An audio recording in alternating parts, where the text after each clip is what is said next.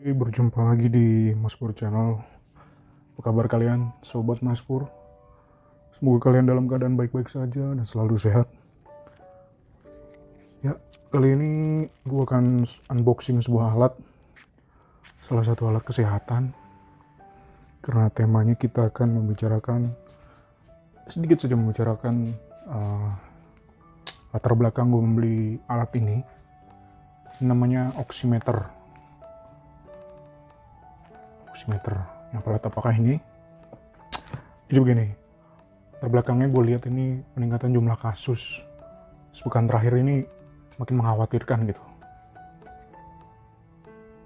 Ya, kalian tahu di samping kedisiplinan masyarakat yang terlihat semakin turun, kalau gue lihat ini juga ada beberapa hal yang sangat mungkin menjadi penyebab penyebaran kasus COVID-19 ini begitu masif. Salah satunya ya itu, cara tracing dan penanganan suspek COVID-19 ini. Beberapa orang, beberapa organisasi, bahkan beberapa lembaga struktural menganggap bahwa rapid test atau serologi test itu merupakan sebuah justifikasi yang final. Apakah seseorang itu telah terinfeksi virus atau belum? Padahal rapid test itu kan cuma salah satu cara untuk melakukan screening. Mana yang terlebih dahulu harus dilakukan swab jika hasilnya reaktif. Nah, yang non-reaktif ini bagaimana?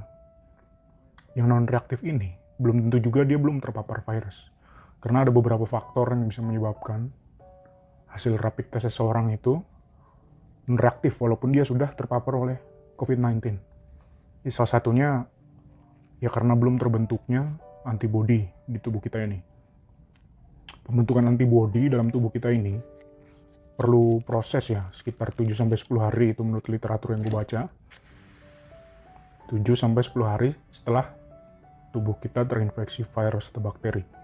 Jadi selama antibodi belum terbentuk, baik imunoglobin M ataupun imunoglobin G, maka selama itu pula hasil serologi tes kita akan menampilkan hasil yang non-reaktif, walaupun orang tersebut sudah terpapar virus. Maka sebenarnya kalau seseorang itu dirapid karena ada sebuah faktor resiko dan menunjukkan hasil non-reaktif, maka untuk memastikannya perlu dilakukan rapid test ulang 7-10 hari setelah rapid test yang pertama. Harapannya untuk melihat apakah antibodinya memang sudah terbentuk ketika masa inkubasi itu sudah selesai, artinya dia terpapar virus, atau memang selama 14 hari tersebut antibodinya tidak bekerja karena memang tidak terpapar oleh virus. Itu salah satunya. Di samping itu juga ada faktor lain yang menyebabkan hasil serologi seseorang itu bisa non-reaktif padahal dia terpapar virus. Yaitu karena memang ada gangguan ya dalam sistem kekebalan tubuh orang tersebut.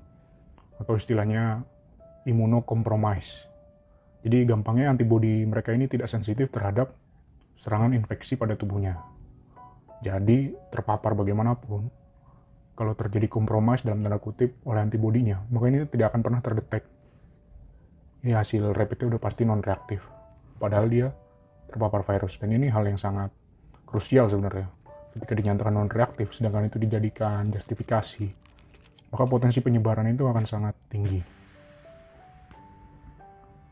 Nah, kabar buruknya, apabila seseorang yang terpapar COVID tidak terscreening dengan baik, tidak terdeteksi tadi, dan dia termasuk orang yang tanpa gejala.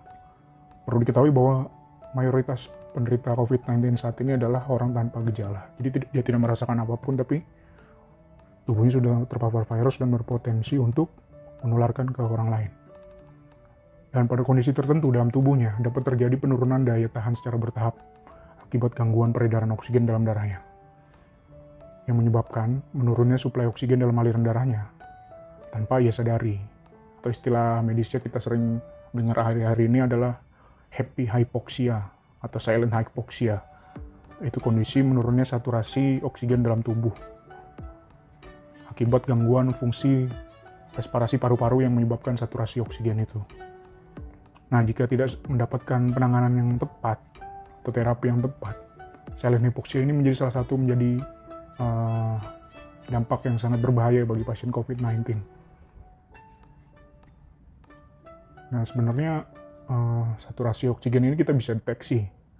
Kita bisa mengeceknya di fasilitas kesehatan terdekat. Mungkin di beberapa rumah sakit sudah pasti bisa melakukannya. Tapi kalau Anda tidak ingin ke sana, sebenarnya bisa juga. Sekarang udah dijual alat-alat pendeteksi kandungan saturasi oksigen ini, atau di smartwatch mungkin sudah ada aplikasinya juga. Yang dijual ini ya ini namanya oximeter. Oximeter ini untuk mengukur detak jantung dan juga tingkat saturasi oksigen dalam tubuh kita.